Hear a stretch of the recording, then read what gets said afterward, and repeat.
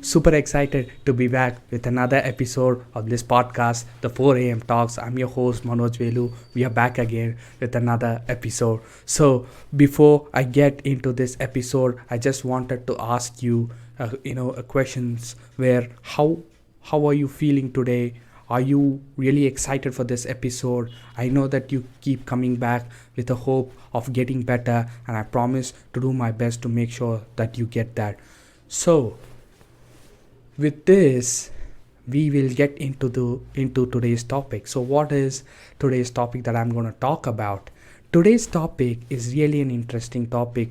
I felt it really important because I felt this will have a good understanding of you becoming a better person. I keep saying important in every episode because I feel these are the episodes that you need to watch it again and again, or maybe at least once, to actually understand what becoming better looks like. So let's get right into this topic. Today's topic. So imagine John Carpenter. He is a teacher. So he was interviewed by a person. He asks this person, John Carpenter, John, you have, taught a million of students online, offline, and you have been doing a great job, and people, understand the complex, problems very easily. How are you able to do it? And what made you become the best among the students? And you are the most liked teacher in the world. And John's answer was really amazing. You know what he said? He says, it's because I learn every day from the students that I teach. Can you imagine a teacher learning from a student? It's always the opposite. We have this mindset saying that teacher knows everything, he does everything. No, it is not like that. He says that he's really eager to learn something from someone, and the interviewer asked him, can you explain me this in detail?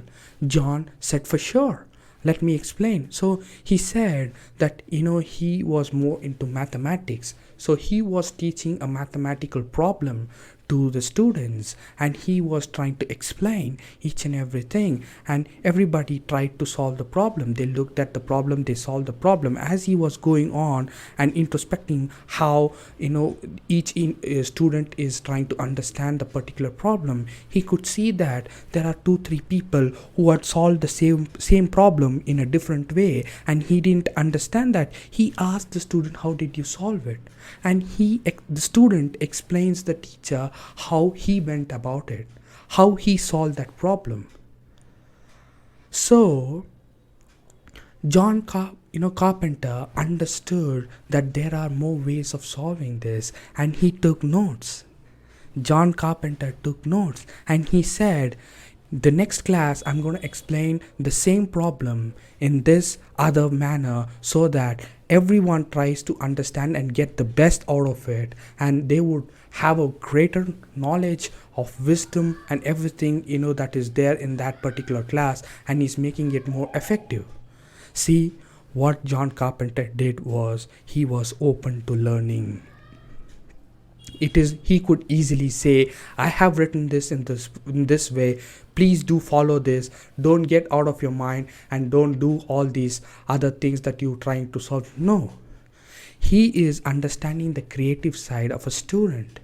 He is appreciating that student. He is encouraging the student, and that is why he has become the greatest teacher of all time. Now, it is not good for someone. It's not only the teacher John Carpenter, it's you as well. We look at someone who's younger, and they could be our students, or they could be someone who's junior to us. It doesn't matter the age or the gender, or whatever it could be. If you are getting to have some sort of value, some sort of an idea, a different perspective of trying to solve a problem, you need to understand acknowledge that person and get that from, you would learn, as well as you are encouraging a person, so that it's a good for society, good for you. But that eagerness of you will not allow you to go and learn, and that is nonsense. That is nonsense. You are limiting yourself of trying to not understand a better way or another way of solving a problem. This is what John Carpenter actually said. So can you become John Carpenter? That is what I'm trying to, this is my agenda for this episode. This is a very short story that I've told you. This is more of a situational base that I wanted to bring you, because this is how I can make you understand better than, any other, type of, telling you stories to make you understand. This is the best way I think that I can make you to understand. So can you become John Carpenter? How? In your field, there would be many who's having creative ideas to solve a problem. Call them, ask them, discuss with them, understand, and have that collaborative thing, so that you would understand how they approach a problem, and you would understand those things along with the idea that you have. And if you actually collaborated, it will become something beautiful, and that's how you learn and grow. It is not something that you would say that this is the only thing that would solve the problem. No, you have to understand that there are multiple things, there are multiple ways of solving a particular problem. You could do it in one way, I could do it another way, someone else could do it in a completely different way, but the point is, you're gonna finish it. But if you know the other two as well, you have an edge. So tomorrow, if somebody is asking you to do it quicker, you would know all the three, and you would know which is the quicker one to get it, and you will be able to do that on that particular day, and you would have an edge over most of them. So have this mind of open-mindedness to learn. This is very important, irrespective of whoever it could be, whatever their age could be, and it could be anything. So I just wanted to ask you a question. It's a very serious question, and I wanted you to be honest, brutally honest. Not to me, to yourself. Ask yourself how many times you have ignored someone who's junior to you, or who's younger to you. Say, that person would really acknowledge, and he would say that I can tell you a better way to do it, or I could tell you another way to do it, and you ignored it. Can you recall that moment and ask yourself, next time if something similar happens, I am not going to do that. I'm going to listen, have that broad mindset of learning, and that will get me towards my dream. Can you write this down in your diary today? And not only writing it will help.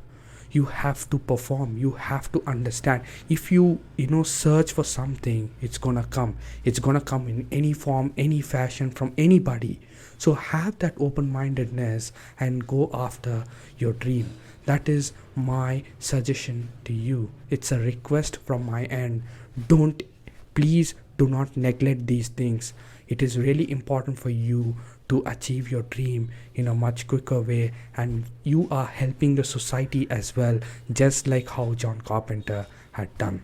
So with that being said, I know that you're gonna do it. If you're really change this, I'm sure that you're gonna learn a lot more. The nature will give you a lot more to learn, and you would become a better person, and eventually you're gonna achieve your dream. And what better happiness you would get than achieving your dream? I don't think anything will have that kind of an impact as you are achieving your dream. So with that being said, have a wonderful day, everyone. I'll see you in the next week. See you guys. Take care. Bye.